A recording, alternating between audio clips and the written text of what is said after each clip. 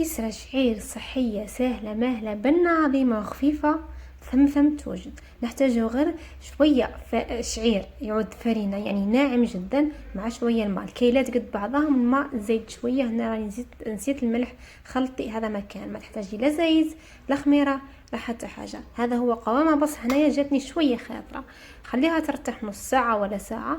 من بعد كي رجعت لها زدت لها شوي ماء وجربت اول تجربه. ديما لازم تجربي اول تجربه هكا باش تجنبي كوارث.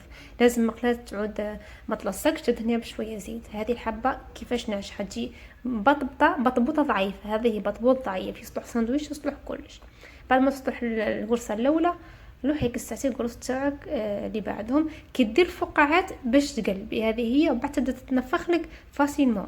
المره الاولى نار متوسطه شوي، كي تلوحي المغرف تاعك كي تبدا دير فقاعات قلبي وقوي شويه العافيه، تبدا تنفخ كيما قلبي منه من هذه ناجحه. بس اذا ما نفختش عادي حتى تعتبر ناجحه.